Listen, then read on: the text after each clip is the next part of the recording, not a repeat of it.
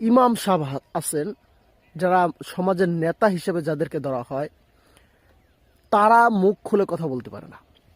কারণ ধরেন জুমার দিনে ইমাম সাহেব তিনি তার সমাজের কিছু বিষয় নিয়ে জুমায় আলোচনা করেন। যদি সমাজের ভিতরে বেহায়াপনা বেড়ে যায়, জিনা বেড়ে যায়, বেপর্দা বেড়ে যায়, ওই সমস্ত বিষয় জুমার দিনে সে তুলে ধরে।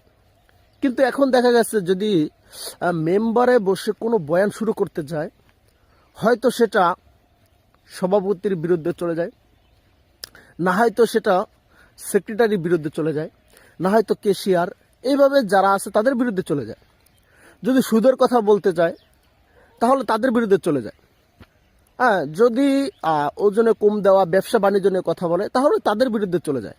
বা সমাজে ভালো ভালো টাকাওয়ালা, আমরা তো ভালো তাকেই বুঝি যার টাকা আছে। হ্যাঁ, অবভিয়াসলি আমরা ভালো তাকেই বুঝি যার টাকা পয়সা আছে, তো তাদের বিরুদ্ধে কথাগুলো চলে যায়। এখন কথা হচ্ছে, তো কথা বলবো কি বিষয় নিয়ে? শুধু বলে নামাজ নামাজ। কেন কোরআনে তো শুধু নামাজের কথা বলে নাই, নামাজের আগে তো আরো অনেক বিষয় রয়েছে। হ্যাঁ, আপনার পর্দার বিষয় রয়েছে, আপনার জিনার বিষয় রয়েছে, আপনার সুদের বিষয় রয়েছে, আপনার মানুষের হকের বিষয় রয়েছে। এইগুলো বিষয় যখন বলতে যাই ইমাম সাহেব, আমি আমার কথা বলতেছি, তখন তারা বলে যে হুজুর আগামী জুমা থেকে নামাজের কথা বলেন।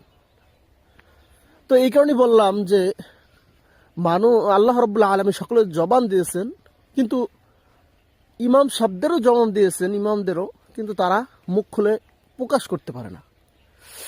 তো আল্লাহ রাব্বুল আলামিন, কথা দীর্ঘ না করলাম, এটা বোঝার তৌফিক দান করুক। আমি